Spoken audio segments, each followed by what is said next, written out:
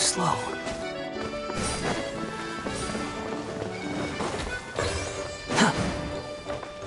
Quit following me.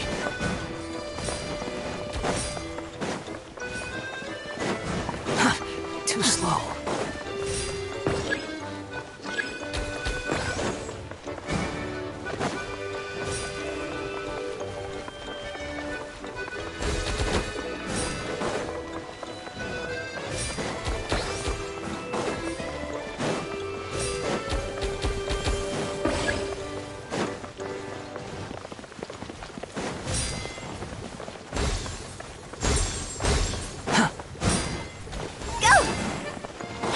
Following me.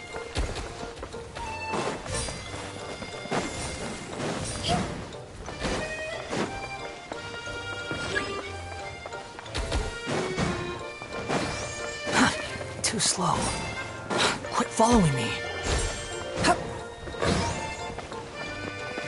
Time to...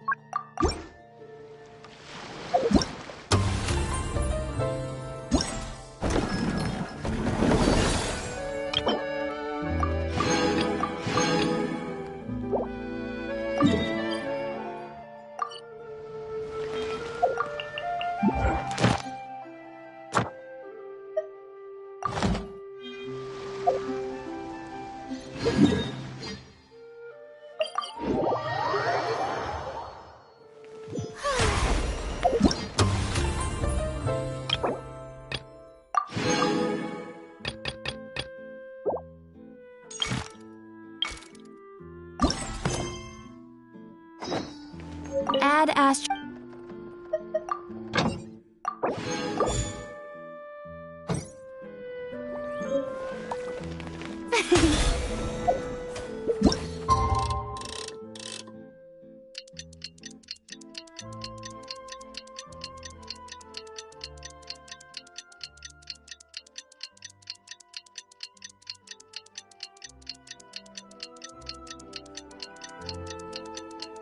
It's finally time to meet up with everyone! Paimon even dreamt of making the film last night. If Paimon remembers right, we're meeting at Hotel de Boer. Let's get going!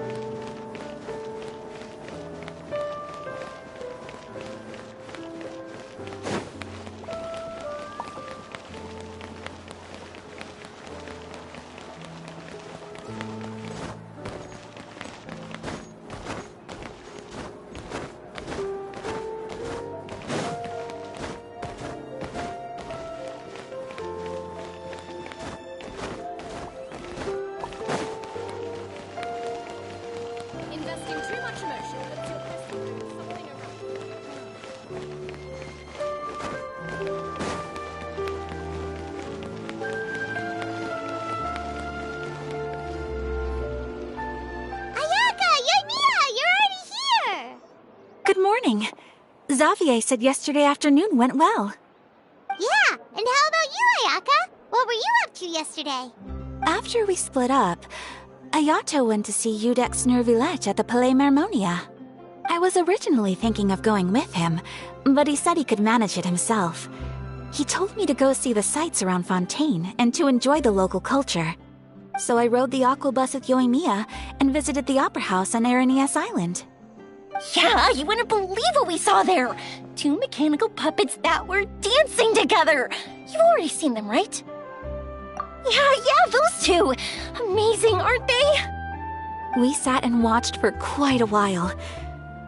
It was mesmerizing. Like we could keep watching them forever.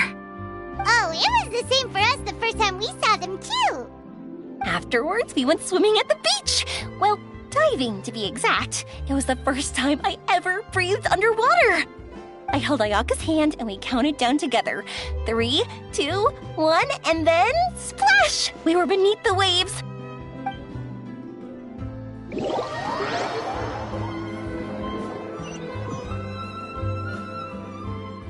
At first, I didn't dare to open my mouth.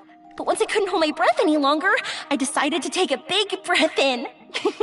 Turns out the water wasn't as salty as I imagined. It didn't really taste like anything at all. Before I knew it, I was breathing like normal down there. It was an amazing feeling. Ayaka said I was too nervous and needed to loosen my grip. She got used to everything way faster than I did. I knew that the Traveler could do it, so I had no doubt we could do it too. That helped me feel at ease as soon as we dove in. The underwater world in Fontaine truly is beautiful. I love seeing the romaritime flowers blossoming underwater, like little candles lighting up the streets at night. Yeah, and there were so many creatures that we've never seen in Inazuma. Like those fish that shimmer like a sword blade. Whoosh! Oh, and those big fish that call when they see people. Ooh. Oh, you mean Hunter's Rays and Blubber Beasts. I just love the name Blubber Beast. Just wait till Pops and the others hear about this. They probably won't believe a word I say.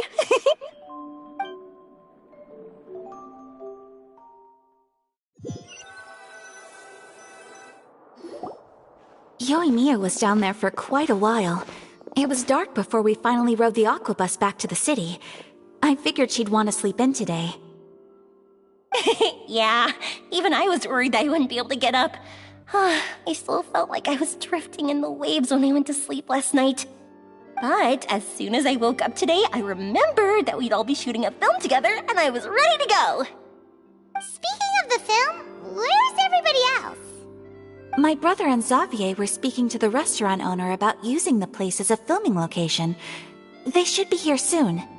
As for the others, We're here. Please excuse my tardiness. I just finished the Special Patrol's 6-mile morning jog. Wait, 6 miles? I'm so tired. I heard you all chatting, so I decided to come down. I sure could use some of that endless energy everyone else has. Good morning, everyone. Morning. Can someone fetch me a cup of coffee? More milk, hold the sugar. Sure, I'd be happy to do that for you. No, you can't go anywhere. Please, have a seat over here so I can get started on your makeup. The last thing I want is coffee stains on my costumes. I can get the coffee. It's the perfect job for an assistant.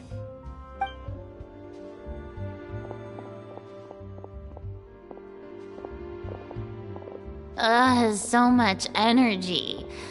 Seriously, what's her secret? Oh, Yoimiya's always like that. But you sure look exhausted, Farina. It's because you're not used to waking up so early, huh? Of course not. I spent the whole night reading the novel from cover to cover, marking sections that either need to be omitted or adapted. Wow, Paimon didn't expect you to be so thorough. Well, I was the biggest star in all of Fontaine after all. It takes more than just a pretty face to earn a reputation like that. I know how to get serious when the situation calls for it. I went all out when I was acting as an Archon, So why wouldn't I do the same for my own life?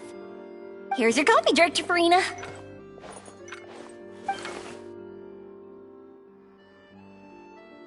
Oh, thank you. The sound of being called director and the aroma of coffee feels almost as refreshing as hearing the birds chirping in the morning. Ah, it seems everyone has managed to arrive on time.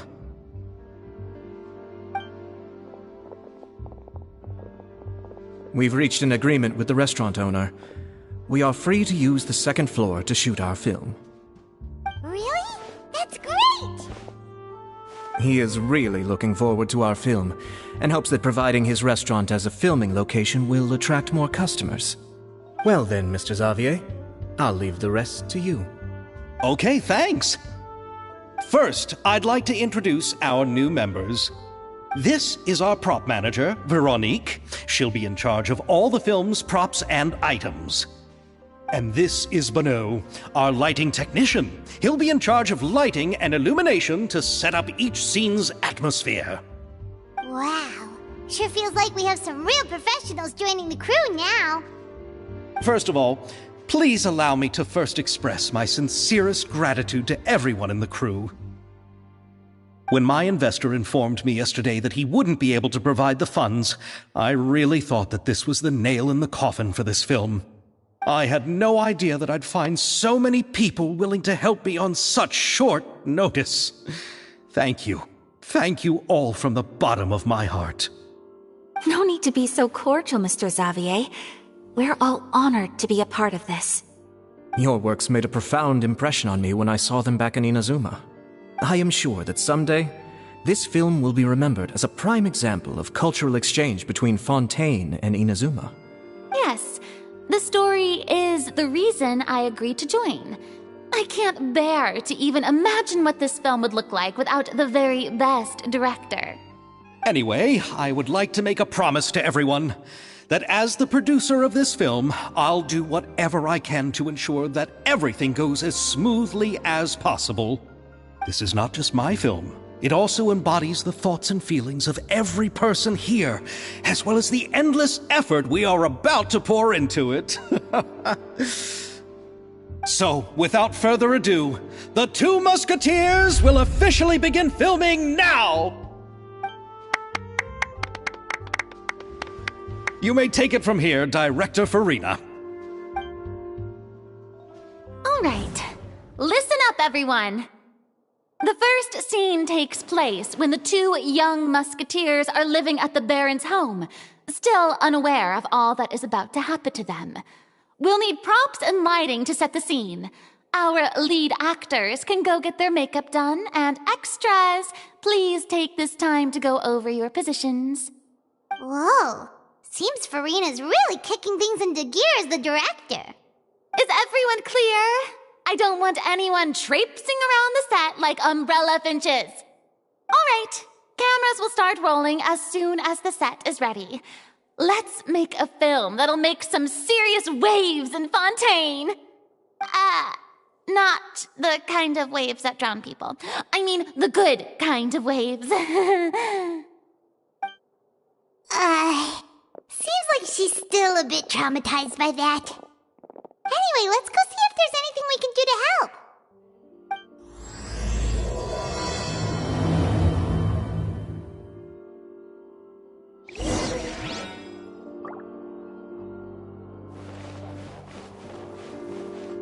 I don't need any help here.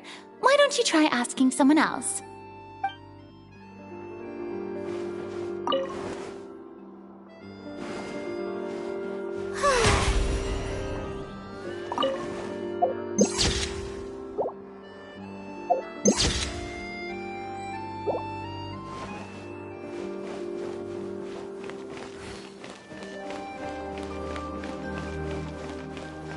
Sure Lynette stays away from the dish racks.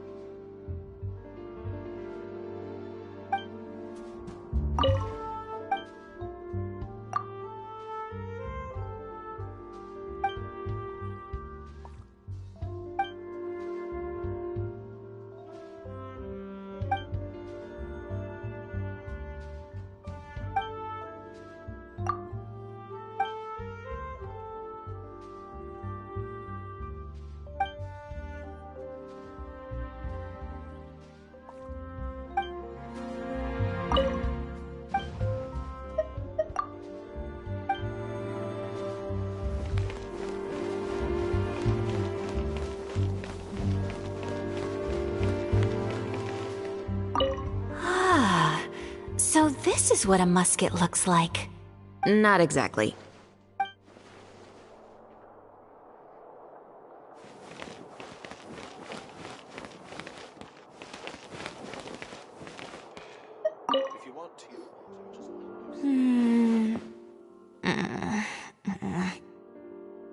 Ayaka has mentioned you to me before. She said that you two were great friends when you were kids. No talking. I'm thinking about how to do your eyeshadow. Ah, yes. To help me really look the part. To achieve a more young and naive look for this scene. Are you saying the wrinkles around my eyes are too deep? You just have too much of a calculating look in your eyes. You sure don't mince your words.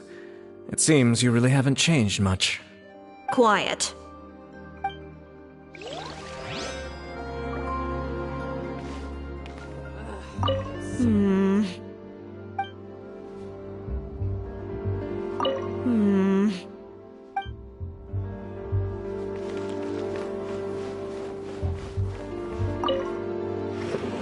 How about here? A little more to the left. You got it. Hey, Yoimiya, do you need a hand? No, I'm fine. You know, doing the lighting is kind of like designing a fireworks show. It's interesting to imagine what kind of atmosphere the lights will create. I heard that the Traveler will be operating the camera and Paimon will be the clapper loader, right? Those roles are just perfect for the two of you. Really? Is that because it'll be easy for Paimon to hold the clapperboard while flying? Well, sure, there's that, but that's not exactly what I meant. I just think that after all your journeys together, you two must have developed a super close bond and just naturally know how to work with each other. If I'm not mistaken, the director will want the cameras rolling as soon as the clapperboard goes clack. Oh, I see! It's amazing to see the magic behind filmmaking. Yoimiya, we need lights over there, too. Oh, on it! I've got to get back to work. Chat with you later.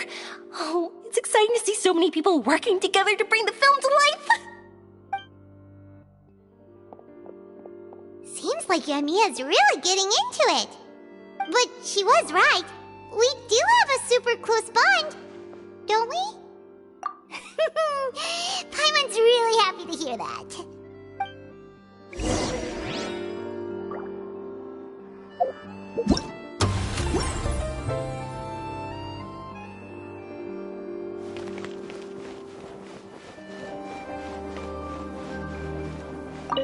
I don't need any help here. Why don't you try asking someone else?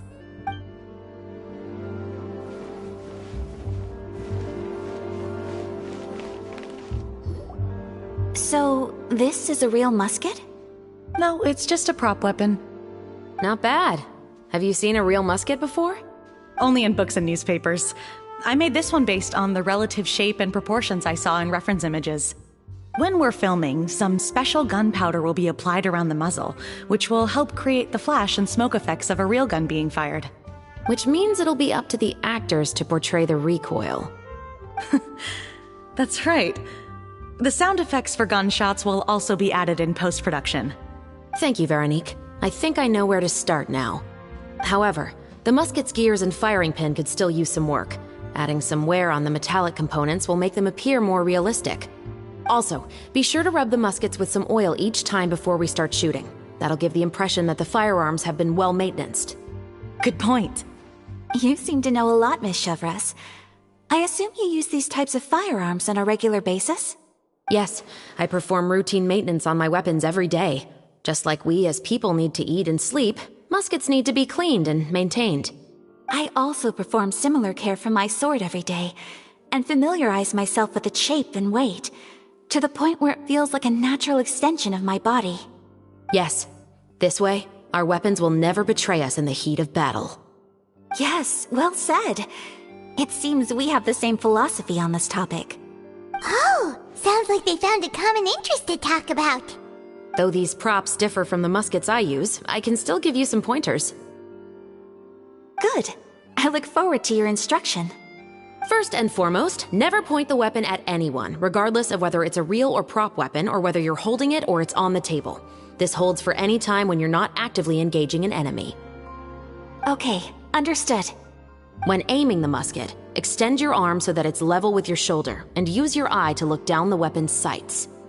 Like this? Not bad. Now, try saying your lines. This is the end of the road for you. Good. Now turn your body a little. That way, you'll give your enemy less of a target to work with. And relax your shoulders. Here, allow me to demonstrate. This is the end of the road for you. Huh. Excuse me, Miss Chiori. Director Farina, there's something I wish to discuss with you. Oh? What is it? Like this? Yes, much better. What do you think? I do see your point. But are you sure you wish to do this? I believe it would be most fitting. Well, if you insist. All right, I understand. Miss Ayaka, Miss Chevris, could the two of you please come over here? Huh? What's going on? Are we gonna start filming now? Let's go see. What is it? I have a question for you, Miss Chevris. Would you be willing to play the role of a musketeer? What? To clarify, I would like to turn over my role to Miss Chevris. But brother... Don't worry, Ayaka. I actually view this as a good thing. I was becoming troubled trying to set aside some time to speak to the staff at the Palais Mermonia. I would like to have some conversations about the cultural exchange between our two countries, and I've heard that the bureaucratic process here can get rather complicated. Now, I will be able to focus on my work. Besides, you also know that I'm not really one for public performances.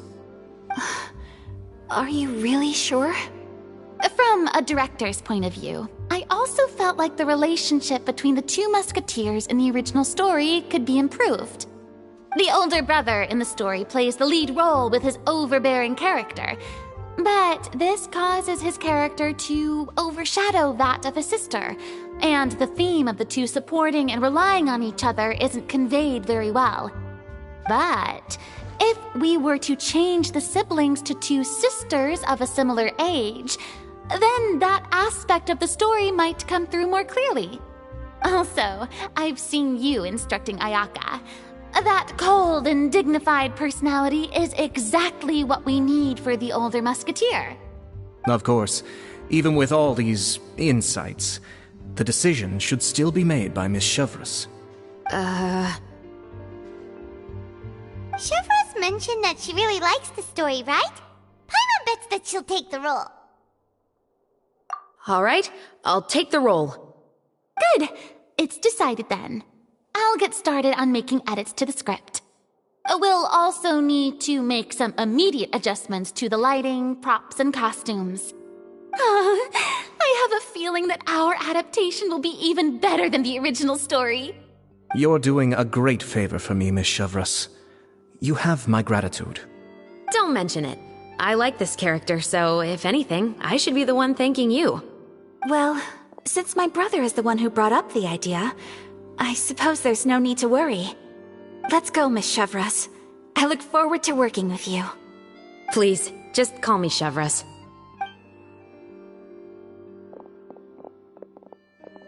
Seems like you're really going out of your way to solve the problem I was having with your makeup. Surely you jest, Chiori. I assure you that I was mostly motivated by a desire to spend more time on formal business. Oh, come on. You really think I'd buy that?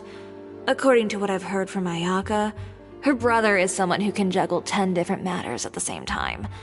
I'm sure you have other reasons for backing out. Perhaps. Ayaka always said she wanted to go out and see more of the world, just like the Traveler.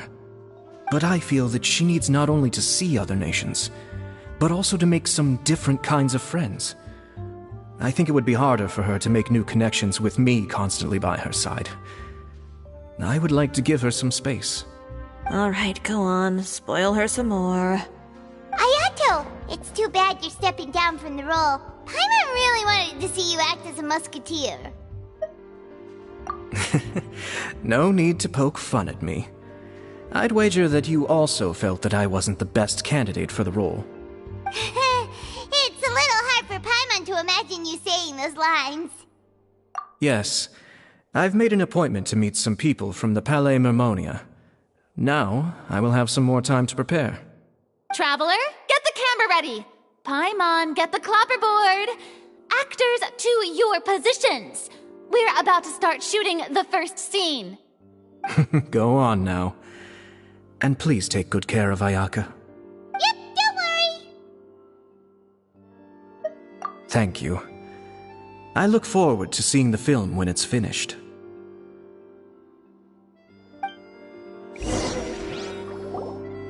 All right, now that we're all here, let me help set the scene for everyone.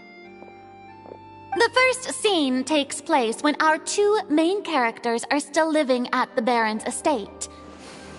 They've been ostracized and verbally abused by others in the household, but they still have no idea why.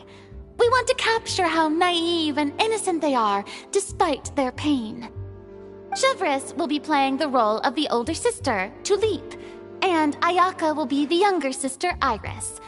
Be sure to get close-ups of the main characters at the right moment. Silence on the set! Lights! Camera!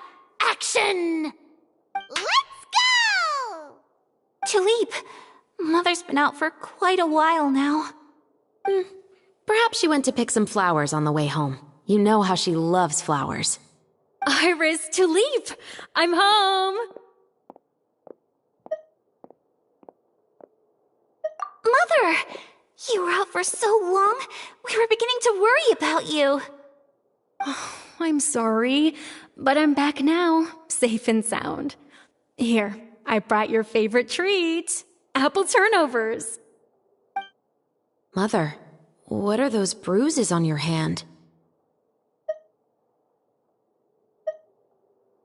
Huh? What bruises? Oh, I must have bumped into something while I was working yesterday. But I didn't notice them this morning. Then perhaps they're from when I accidentally tripped when I was out just now.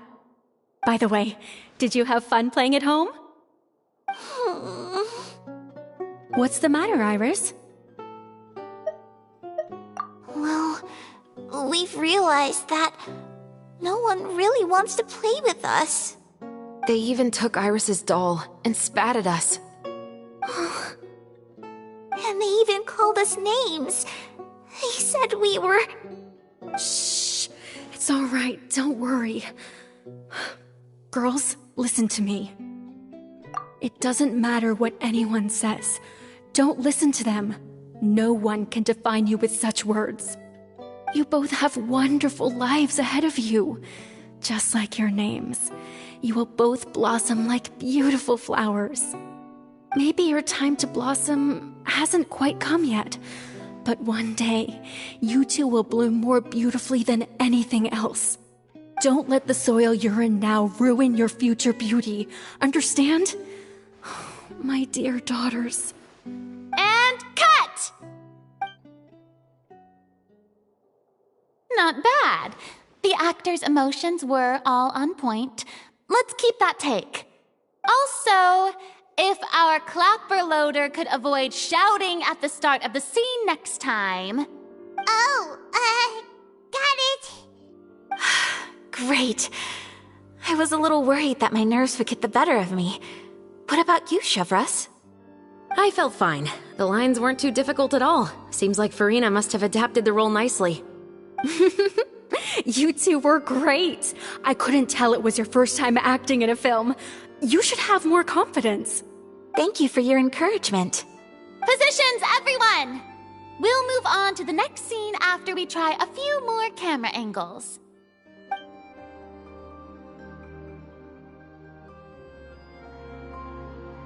This scene is when our two characters return home, only to discover their mother has been murdered. Ready?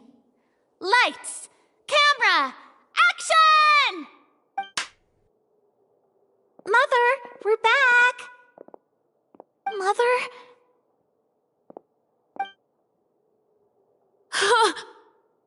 What's wrong, Tulip? Iris, stay away! Huh?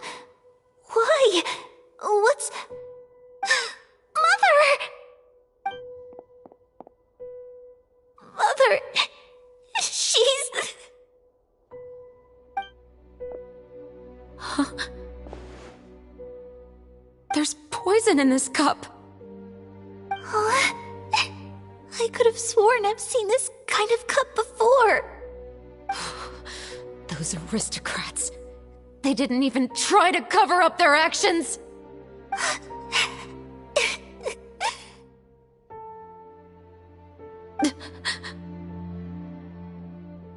Iris, we need to leave this place.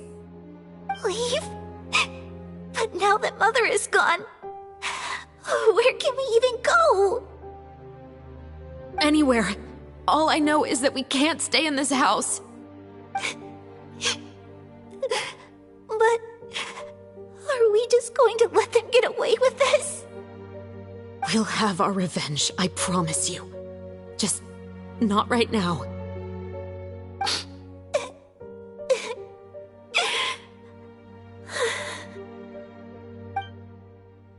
Come on, let's go. No, wait. We can't just leave Mother here like this. At least let me leave this rose with her. That's why we went out in the first place. To buy her this flower. All right. Goodbye, Mother. We'll avenge you. Someday. And cut! Beautiful! Great performance! Oh my, you're so amazing, Ayaka! And were those real tears I saw? How did you do it? I was surprised too. Thank you for the kind compliments. Actually, as soon as Director Farina said action, I told myself not to think about anything. I just felt the weight of the moment and became the character. It's quite similar to practicing the art of the sword. You clear your mind and focus only on what's happening in front of you. Ayaka's performance was amazing. Have I discovered an acting prodigy? Pipe down, everyone! We need to move on to the next scene!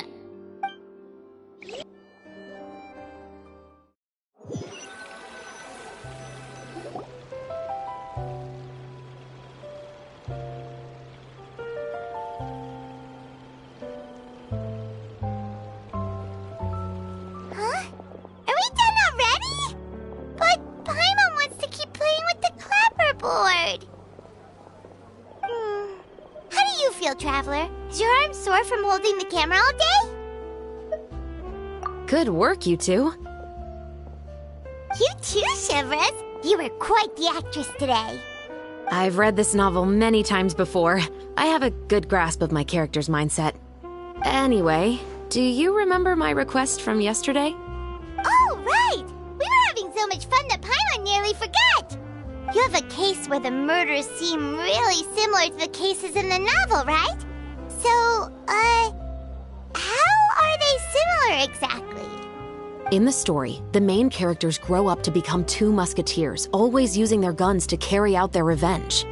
And on each of the victims, they place a rainbow rose as a signal that they've returned. Yes, that's correct. We found rainbow roses just like in the novel. Seems like you're connecting the dots now. Oh, that does sound pretty concerning. Especially after seeing the script today. Ooh, now Paimon can't stop wondering what kind of ulterior motive the murderer might have. What do you think, Traveler? You're smart. Paimon wants to hear your thoughts. Good. On behalf of Fontaine's Special Security and Surveillance Patrol, thank you for your dedication to justice. There's no time to lose. We should start investigating right away. Follow me. Huh? Right now? But we just got done filming all day. Paimon's so tired. The most valuable intel always comes after nightfall. They are like small, remote islands in the middle of the sea. If you don't stay vigilant, you will pass right by them in the fog. That's how one of my favorite books always puts it, at least. So, where are we going right now? Let's start by checking out some workshops that sell mechanical components. If the culprit is making their own weapons, it's very likely that they'll visit those sort of places.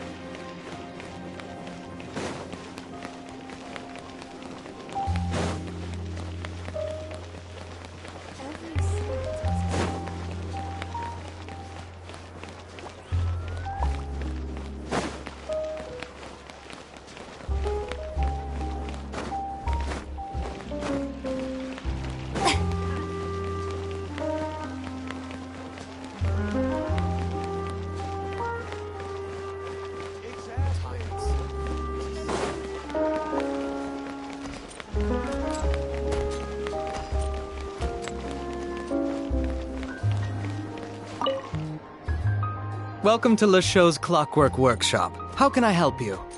Hello. I'd like to know if anyone has purchased some special components lately. Special components?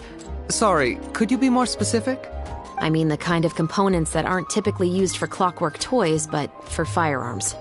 Huh? For firearms? No, we don't sell those sort of things here. Don't misunderstand. I'm not here to cause any trouble.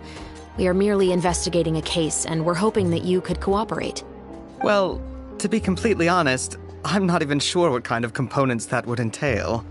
Has anyone ever purchased components here as an individual rather than on behalf of an organization? We have a lot of customers who buy toys, but those who buy components are all regular customers who buy in bulk on behalf of their organization. Is that so? I understand. Thank you for your cooperation. You're welcome. It's the least I can do.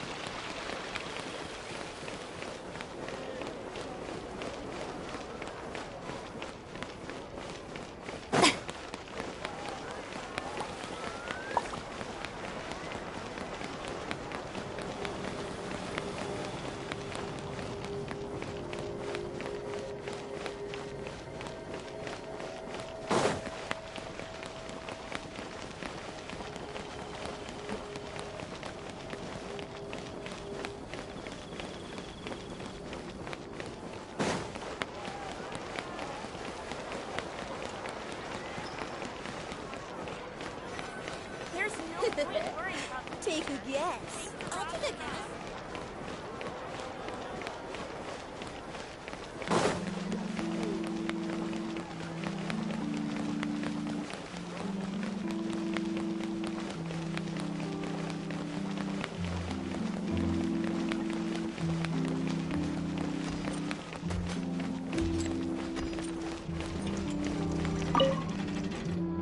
Oh, hey, Chevres. Run out of oil for your musket again? Hello, Estelle.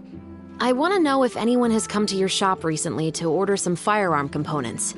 Oh, is this another case? Let me think. I don't think so.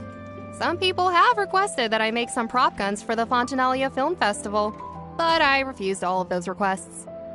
Oh? Why's that? Because there's no profit! I only make things here that can do some real heavy lifting. I don't have the energy to make some new molds just for the festival. Then has anybody come specifically looking for mechanical components? Well, I usually sell off my scrap to the Fleuve Cendre. I don't typically give them to one specific person. I understand. Thanks for your cooperation. Don't mention it. Always happy to have the Musketeers' patronage. Seems like we haven't found any leads to go off yet. Yeah, unfortunately. Alright, let's head to Fleuve Cendre next. Huh? Are you sure? People might not be so thrilled to see the captain of the Special Patrol there. You think so, huh? Then I guess you don't know. Huh? Know what? That I grew up in Fleuve Cendre.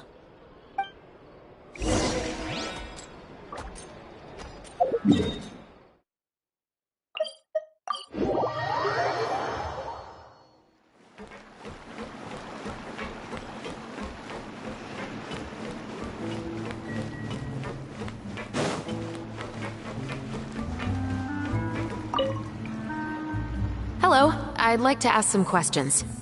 I don't know anything. Don't worry, I'm not here to arrest anybody. You say that now. It's the truth. Here, take this as my guarantee. Wait, did Paimon just see what she thinks she saw? Is the captain of the Special Patrol bribing a citizen? Seems you're different from the other guards. What do you want to know? Have you heard anything related to muskets in Fleuve Cendre lately? Anything at all? Muskets, huh? All I know is that about 2 weeks ago, we started hearing some loud noises at night. So loud that it's been waking me up. Were they gunshots? Possibly. It's hard to tell around here. Someone's house collapsing, a pipe exploding somewhere, it's all the same. But the noises I'm talking about definitely happened after I fell asleep. Do you know where the noises were coming from? I don't remember clearly. Is it that you don't remember, or that you need to think about it some more? You tell me. Then please, think about it some more. She's giving her even more Mora! The noises came from the end of the Southern Waterway. I came out and had a look for myself when I wasn't sleeping well, but I didn't dare get too close. That's all I know. All right, I'll take your word for it. Thanks for the pâte de fruits.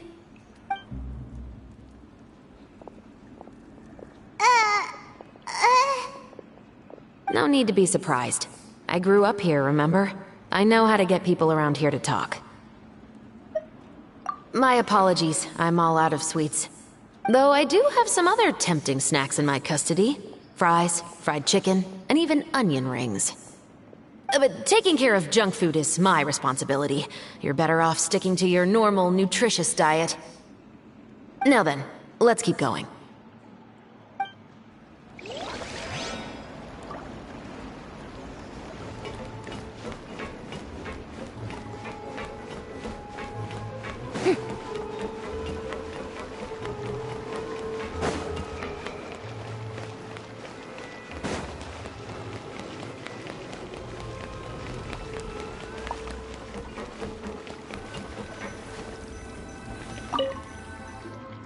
What's all this? Some broken planks and barrels, as well as some liquor bottles? Yes, but have a closer look, Paimon. Even though somebody has purposefully tried to clean them up, these are obviously marks from musket bullets. In other words, someone was here trying to improve their shot. They were using the barrels and bottles for target practice. Could it have been the killer? Your guess is as good as mine. Although many people at Fleuve Cendre own guns, few hide the fact from others. And even fewer would go to such lengths to hide markings from practice shots. Anyway, let's go. There might be more to this.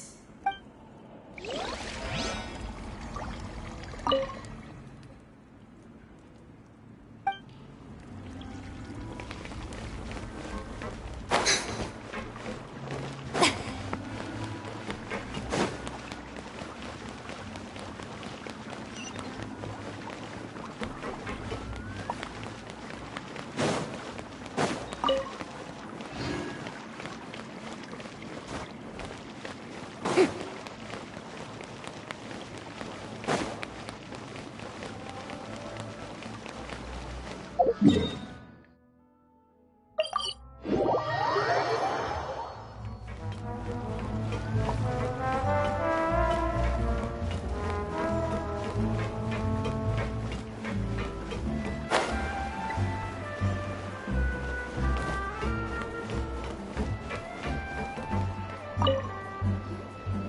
been a while, Tetro. Please, just get on with your request. I want to know if you've heard anybody talking about muskets lately. Information isn't free, you know. I've heard that bandits have been extremely active in the countryside recently, and they've been affecting the delivery of goods to Poisson. I can allocate some more manpower to help out with that problem. What do you say? You're still as helpful as ever. One of our men got drunk at dinner about a month ago and lost his gun.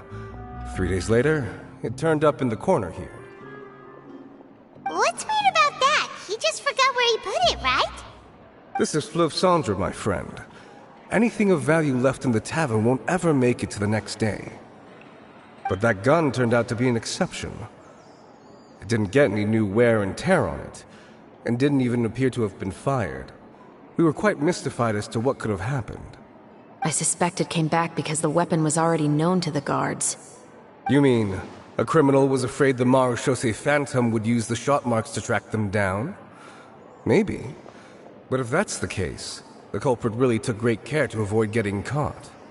I didn't say anything about a criminal. In Fleuve Cendre, knowing who was killed is as easy as knowing what clothes you're wearing today. It's the guy living in the east side, isn't it? I've never liked him. Every time he's here, he just orders a drink and sits there with a nasty look in his eyes. So, who was the one who lost the gun in the first place? Don't bother. Even if you ask, he wouldn't admit to owning a gun to some strangers. Not to mention the captain of the Special Security and Surveillance Patrol. He's right.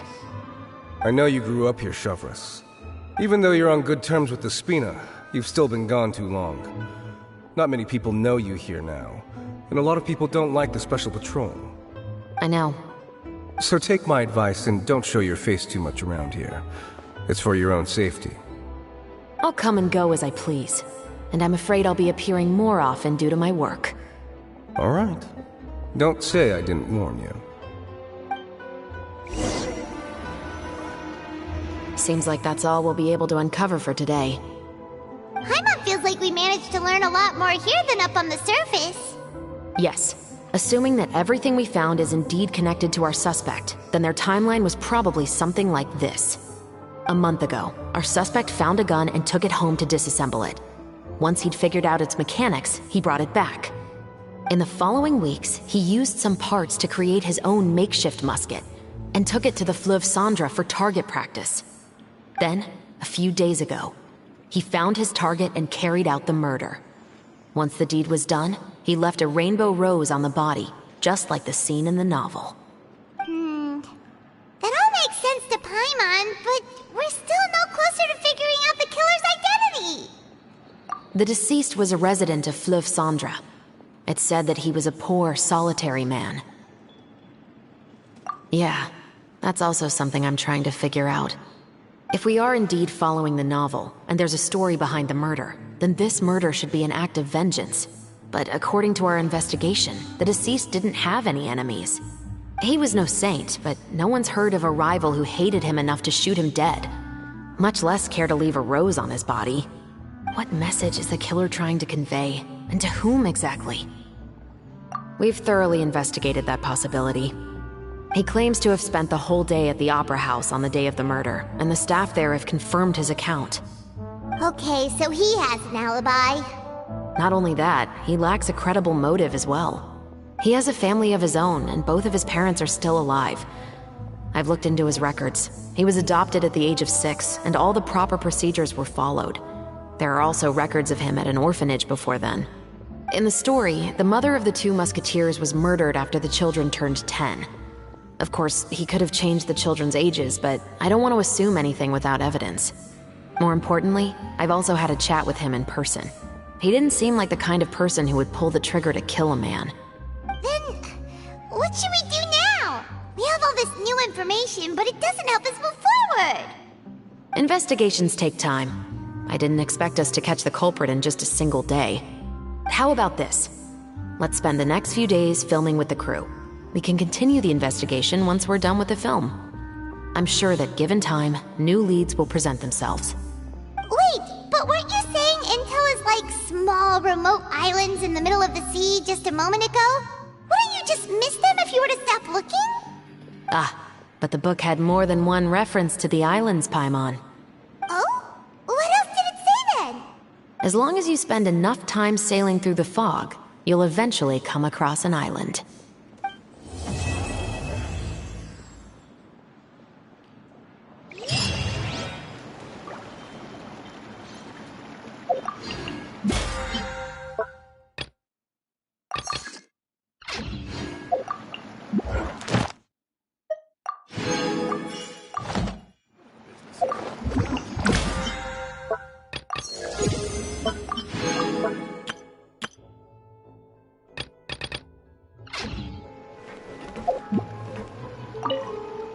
What?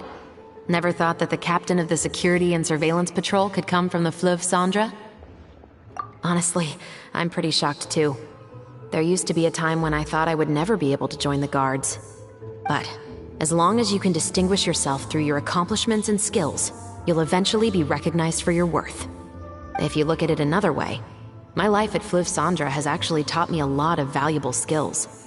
Skills like how to barter with criminals or how to think in their shoes. Of course, I'd appreciate it if you could keep this a secret between us. What? Never thought that the You mean rising through the ranks? It was a struggle, for sure. But as long as you can distinguish yourself through your accomplishments and skills, you'll eventually be recognized for your worth. If you look at it another way, my life at Fleuve Cendres has actually taught me a lot of valuable skills. Skills like how to barter with criminals or how to think in their shoes. Of course, I'd appreciate it if you could keep this a secret between us.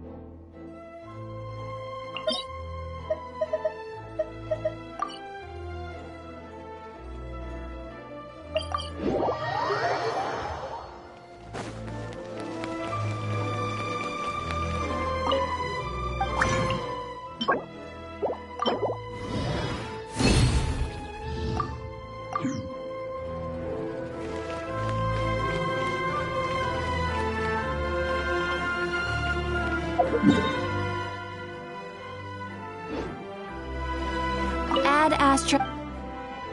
Thank you for Ad Astra.